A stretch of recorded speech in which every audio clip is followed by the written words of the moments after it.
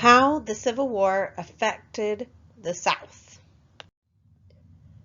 As the war turned for the worse for the South, Southerners are going to turn against each other. In fact, some Southerners joined peace societies as early as 1861. Others might resist by refusing to join the army, pay their taxes, obey laws that prohibited trade with the enemy. We're also going to see that there's a huge obstacle here with the ideology of states' rights. Davis's administration was trying to exert central authority, but many of the southern states were for states' rights over a centralized authority. And you can see this in their actions, like the governors of Georgia and North Carolina, for instance, would give Richmond and the government in Richmond a particularly hard time by hoarding munitions, soldiers, supplies, food, and money. On top of that, to make things even more complicated, Davis couldn't even appeal to party loyalty because the so-called Confederacy had no parties. And then of course there's Jefferson Davis's actual personality. I've mentioned this before.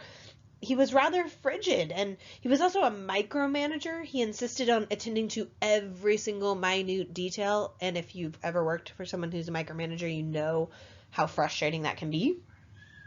He also just had the inability to accept even constructive criticism, which very much sets him apart from Lincoln and really worsens the political tensions in the South overall. We see more and more places in the South begin clamoring for peace in the summer of 1763. And in fact, by the fall of 1863, and by the fall of 1864, the so-called Confederacy has as many problems from within the South as it does in fighting the war against the North or the Union. A lot of this also came about because the South just wasn't able to build a strong sense of Confederate nationalism amongst its soldier and civilian populations. They had tried to connect the whole rebellion to the rebellion that occurred in 1776, but this really lost any appeal it might have had when the South was facing poverty, starvation, and defeat. The Southern economy was not nearly doing as well as the Northern economy. Quite frankly, the South had a really hard time feeding itself. There's the destruction of farms by both the Union and by the Confederacy. And then the Union had gone on to control waterways and rail lines, and so this basically restricted a lot of the distribution of food across the entirety of the South. You get bread riots, literally women armed with hatchets looting stores for food and clothing, for survival purposes. Southern soldiers seemingly were marching into war, leaving behind self-sustaining families, but a lot of these families that were left behind were threadbare. You get women and children left behind on farms and plantations, and they'd be left vulnerable to stragglers or deserters from both the Union armies as well as the so-called Confederate armies. Sometimes they would be robbed.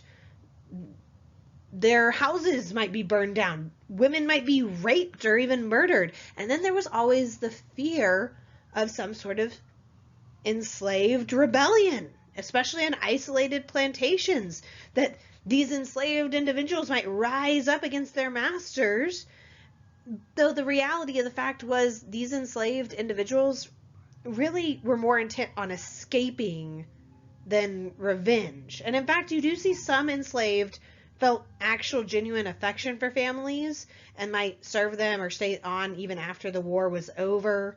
They might also protect some white Southerners from Union soldiers or hide valuables for them, though this is really, really a small proportion. Most of those enslaved in the South at this point were more intent on running away, escaping to freedom, especially with the whole Emancipation Proclamation. But even if an enslaved individual was loyal to the women and children left behind in the war, a woman working alone on a plantation could never quite be sure where their enslaved population stood. And so casualties are mounting and women are facing pain and grief as well.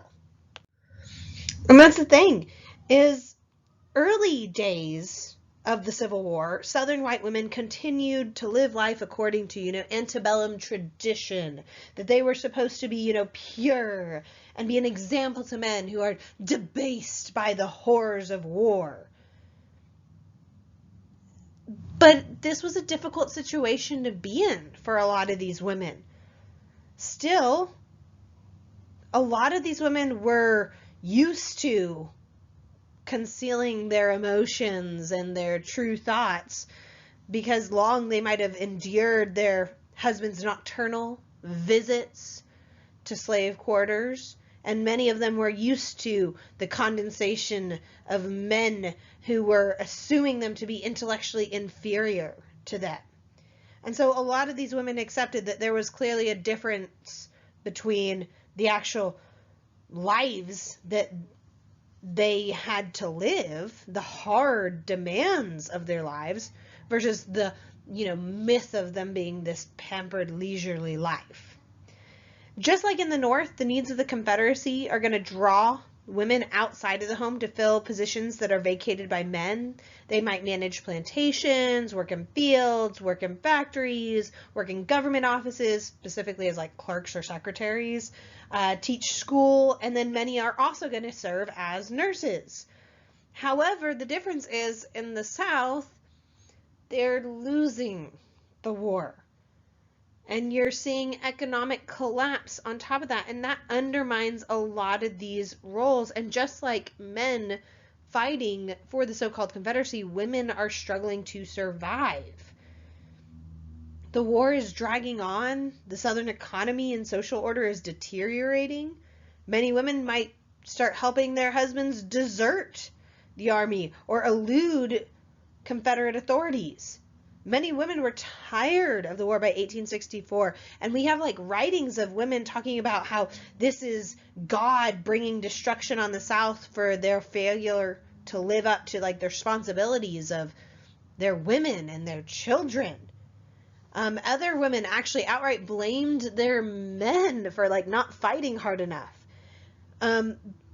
But despite all of this, there's still a lot of support for the so-called Confederacy amongst women. And in fact, you do have a lot of writings at this time of women talking about their extreme hatred for the enemy or the North. So I want you to think, looking at this and what we might have looked at previously, what, in your opinion, is the biggest problem the so-called Confederacy faced during the Civil War?